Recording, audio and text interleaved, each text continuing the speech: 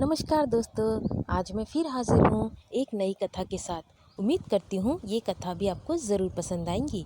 अगर ये कथा आपको पसंद आए प्लीज़ सब्सक्राइब करें, लाइक करें, कमेंट करें। और हाँ दोस्तों, अगर मेरी कोई भी कथा आप पढ़ते हो, सुनते हो तो प्लीज़ सब्सक्राइब करना ना भूलें। तो दोस्तों, आज की कथा, अर्जुन ने युद्ध करने से क्यों कर दिया इनकार। जब अर्जुन ने युद्ध करने से कर दिया इनकार, तब श्री कृष्ण ने कहा, बातचीत से ही मसला हल हो जाता तो महाभारत का युद्ध नहीं होता।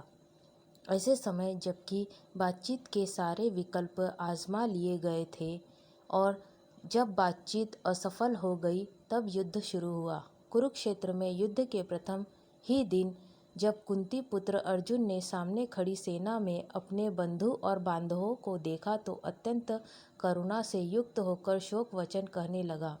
अर्जुन बोले, हे कृष्ण, युद्ध क्षेत्र में डटे हुए युद्ध के अभिलाषी इस स्वजन समुदाय को देखकर मेरे अंग शिथिल हुए जा रहे हैं और मैं लक्षणों को भी विपरीत ही देख रहा हूँ तथा युद्ध में स्वजन समुदाय को मारकर कल्याण भी नहीं देखता।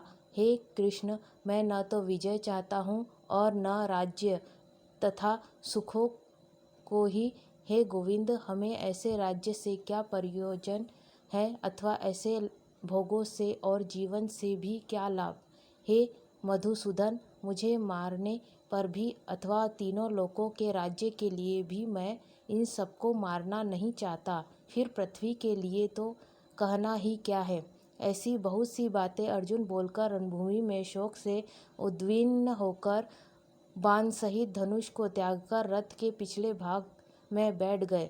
सोचिए, सामने युद्ध खड़ा है, सभी बंधु बांधव आपको मारने के लिए तैयार ही बैठे हैं और वे शोक नहीं कर रहे हैं, लेकिन अर्जुन शोक कर रहा है। यदि अर्जुन ऐसे समय युद्ध नहीं करता तो क्या होगा। कृष्ण यही अर्जुन को समझाते हैं।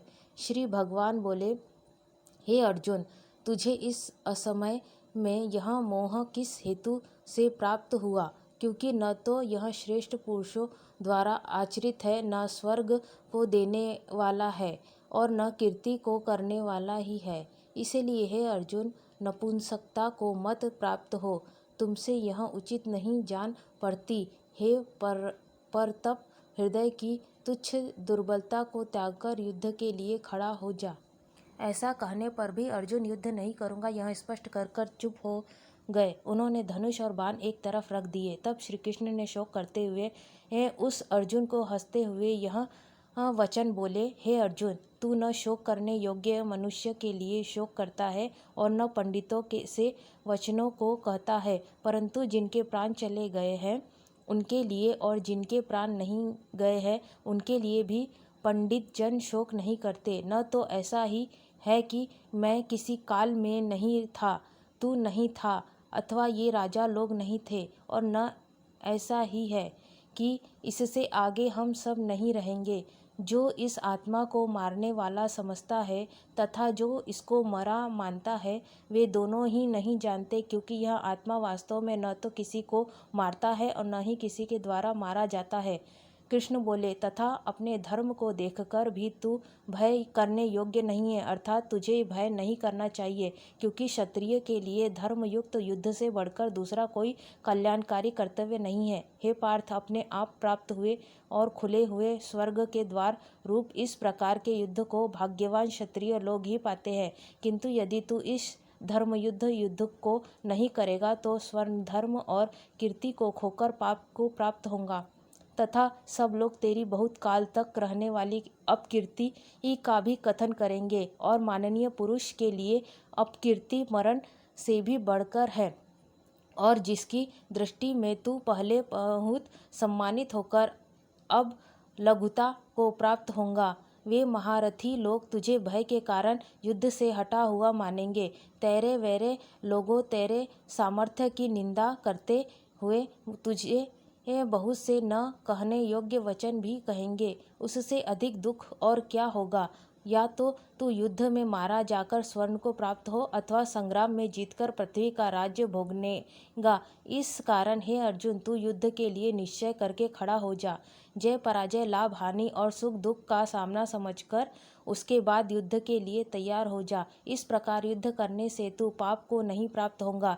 तेरा कर्म करने पर ही अधिकार है, उसके फलों पर कभी नहीं। इसलिए तू कर्मों के फल हेतु मत हो तथा तेरी कर्म न करने में भी आसक्ति न हो। अर्थात कृष्ण यह कहकर रहे हैं कि युद्ध के मैदान में जाने के बाद यदि तू युद्ध नहीं करता है तो इतिहास में सदियों तक तेरी अपकीर्ति होंगी, और अपकीर्ति मरण से भी बढ़कर है। अतः तू जय पराजय परिणाम आदि की चिंता न करते हुए अब केवल युद्ध की ही कर, यही क्षत्रिय का धर्म है। ऐसा कहते भी है कि जो योद्धा या राजा युद्ध के परिणाम की चिंता करता है वह अपने जीवन और राज्य को खतरे में डाल देता है। परिणाम की चिंता करने वाला कभी भी साहसपूर्वक न तो निर्णय ले पाता है और न ही युद्ध कर पाता है। जीवन के किसी पर मोड़ पर हमारे निर्णय ही हमारा भविष्य तय करते हैं। एक बार निर्णय लेने के बाद फिर बदलने का अर्थ यह है कि आपने अच्छे से सोचकर निर्णय नहीं लिया या आप में निर्णय लेने की क्षमता नहीं है। लेकिन जब निर्णय ले ही लिया है कि अब युद्ध करना है तो फिर पीछे मुड़कर मत देखो। तो दोस्तों, ये कथा अगर आपको पसंद आए प्लीज़ सब्सक्राइब करें, लाइक करें, शेयर करें, कमेंट